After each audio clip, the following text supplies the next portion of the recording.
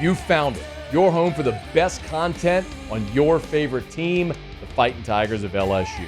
Do us a favor, subscribe to the channel, leave your comments below, and be sure to smash that like button.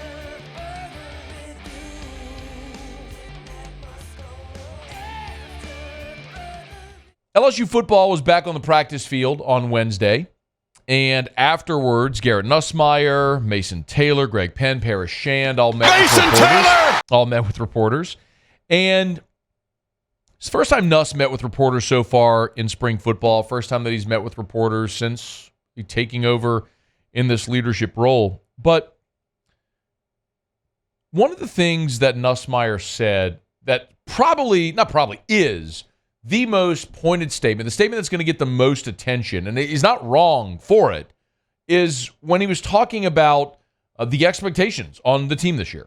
If you asked any of us that, we'll tell you we don't believe that that's the standard anymore. Going into year 3, in this system, not even on the field, but off the field, and how we do things on a daily basis, how we act, how we move around this building, how we do things outside of this building, it's all changed. And we hold ourselves to the standard to where we believe, like I said, 10 wins is not enough anymore. I'm not going to sit here and say, hey, we have to win a national championship. That's not how we think, but it's about the little things. It's about doing the little things the right way, and that leads to a championship culture. 10 wins is not enough anymore. Now, he was clear, right? I'm not saying we have to win a natty. Of course, that's their goal. But 10 wins is not enough anymore. And it's worth always throwing out this caveat that, yes, LSU has had back-to-back 10-win seasons under Brian Kelly, but they've really been 9-win seasons. They've been 9-3 seasons with the bowl win, which got you to 10. Classify it however you want, but realistically, 10 wins in the regular season this year is getting you in the playoff. A 10-2 season is getting you in the college football playoff. So that's got to be your baseline this year, is 10 in the regular season. And then you want to make the playoffs and obviously win and keep advancing beyond that. But I love that the idea, and he's not running from it, is saying, what we've done the last 2 years is no longer the expectation. It's to exceed that. To go 9-3, win a bowl game, and get to 10. That's not why we're here. We're here to go beyond that.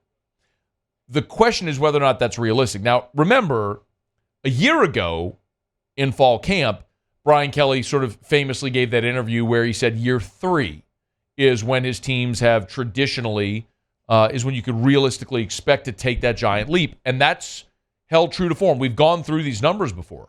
At each one of his stops when they made the gigantic leap in year 3. At Cincinnati, they had an undefeated year in year 3. At Notre Dame was when they went 12-0 and went to the BCS championship game and lost to Alabama. So in each of his stops, year 3 is when you saw the big kaboom. Now, it's hard to imagine that because you had the number 1 offense in the country and the Heisman Trophy winner last year. So how do you build on that?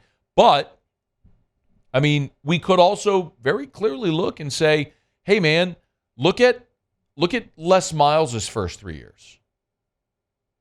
You had 05 and then 06. You had the 4 first-rounders, Jamarcus, LaRon, Dwayne Bowe, Buster Davis. I mean, that 06 team was one of the most talented teams LSU ever had, but they fell short.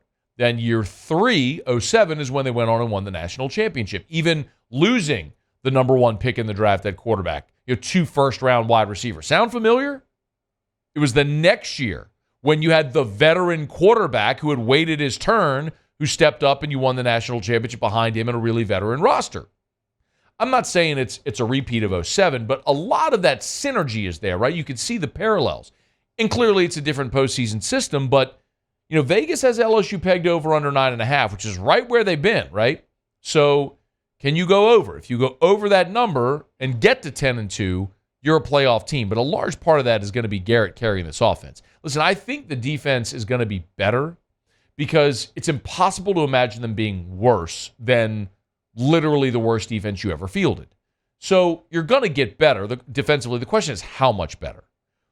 But even a marginal increase defensively, if you go from being the 100th, ranked defense in the country to the 50th ranked defense in the country, you're not elite, but you're good enough to where an offense that scores 30 a game is going to win most every game you play.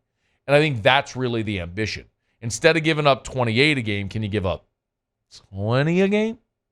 And can you score, instead of scoring 35, 38 a game, can you score 30 a game?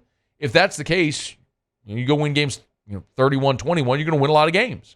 And I think that's going to be this team's objective moving forward if they can check all these boxes. So that's going to be, I think, the really interesting. Now, look, you're obviously replacing a lot of talent, as you heard Garrett say there, 2 first-round picks at receiver. But other than that, all of your offense is back, man. Clearly, the wide receiver room, which is something Garrett talked about, the guys stepping up in that room, is something we're going to keep an eye on and who those guys are that make a move catching the ball.